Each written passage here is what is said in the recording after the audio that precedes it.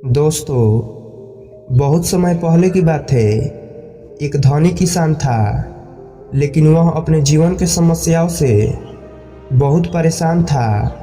बड़ी आशा लेकर वह एक दिन गौतम बुद्ध के पास पहुंचा। उसने गौतम बुद्ध को प्रणाम किया और उनसे आशीर्वाद मांगा। गौतम बुद्ध ने भी हाथ उठाते हुए उसे आशीर्वाद दिया। फिर वह किसान कहने लगा, हे पूजनीय ऋषि, मैं एक बड़ी समस्या में हूँ और केवल आप ही मेरी मदद कर सकते हैं। बुद्ध चुपचाप उसकी बातें सुनने लगे और वह किसान अपनी समस्या सुनाने लगा। उसने कहा, मेरा एक बेकार बेटा है जो मुझे परेशान करता रहता है, मेरी बात नहीं मानता है, मुझे पर्याप्त सामान नहीं देता है। मेरा पारा मेरी पत्नी के ऊपर भी चढ़ा हुआ है, क्योंकि वह हमेशा अपने बेटे के समर्थन में खड़ी रहती है। हे प्रभु, कुछ ऐसा करो कि उनका दिमाग बदल जाए, उन्हें पता चले मैं उनके लिए कितने परेशानियों का सामना करता हूँ। बुद्ध ने कहा, लेकिन मैं आपके इस समस्या का कोई समाधान नहीं कर सकता हूँ। इसके बाद बुद्ध ने अपनी आंखें बंद कर ली और ध्यान की अवस्था में चले गए। फिर भी किसान चुप नहीं हुआ। वह कहने लगा, मैं अपने पड़ोसियों से भी बहुत परेशान हो गया हूँ। मेरे बारे में वह उल्टी सीधी बातें करते रहते हैं, मेरे बारे में तरह तरह की अफवाहें फैलाते रहते हैं। बुद्ध ने कोई जवाब नहीं दिया, लेकिन किसान को अपनी समस्याओं का हल चाहिए था। उसने एक और समस्या को सुनाना शुरू किया। उसने कहा, मैं आने वाली फसल को लेकर भी चिंतित हूँ। इस बार मौसम फसल के अनुकूल नहीं है। इसके अतिरिक्त हर साल पशु पक्षी भी फसल को नुकसान पहुंचाते हैं।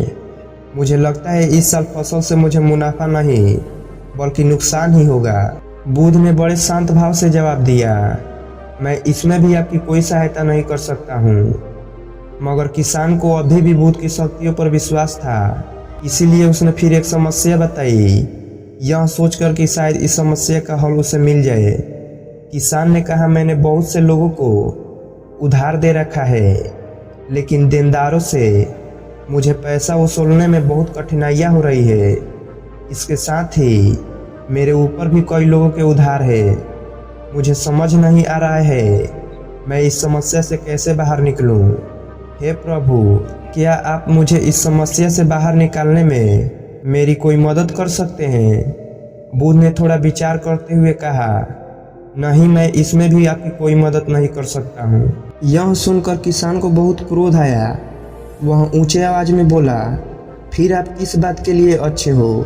लोग कहते हैं आप बहुत ज्ञानी हो, लेकिन अभी तक आपने मेरी किसी भी समस्या को दूर करने का उपाय नहीं बताया। क्या सच में आप कुछ नहीं कर सकते हो? मैं अपने जीवन से थक गया हूँ। बुद्ध ने कहा, देखिए, वास्तव में हर किसी के जीवन में समस्याएं होती ही है, बल्कि हम सभी के जीवन में 83 समस्याएं होती है। आप इसके बारे में कुछ नहीं कर सकते हैं। आप किसी तरह एक का समाधान करोगे तो उसकी जगह कोई दूसरा आ जाएगा। आपको समझना चाहिए, बहुत कुछ है जो आपके नियंत्रण में नहीं है, जैसे लोग, मृत्यु, मौसम। लेकिन अगर आपने 84वीं समस्या को हल कर दिया तो आपके बाकी के 83 समस्याएं अपने आप हल हो जाएंगे। किसान ने विनम्र होते हुए कहा, कृपया मेरी 84वीं समस्या को हल करने का उपाय बताएं। इस पर बुद्ध ने कहा, हमें पहले आपके 84वीं समस्या का पहचान करना होगा। किसान ने बड़ी उत्सुकता के साथ पूछा, कृपया करके मुझे बताएं, मेरी 84वीं समस्या क्या है? बुद्ध ने कहा, आपकी 84वीं समस्या यह है कि आप जीवन में कोई समस्या नहीं चाहते हैं।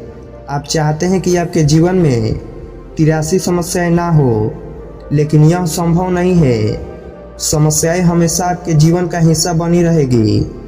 अगर आप 83 समस्याओं के साथ जीवन जीना स्वीकार कर लेते हैं, तब कोई समस्या नहीं होगी। यही खुशहाल जीवन जीने का एकमात्र तरीका है। गौतम बुद्ध की बातों को सुनकर किसान समझ गया, जीवन कभी वैसा नहीं होगा जैसा वह चाहता है।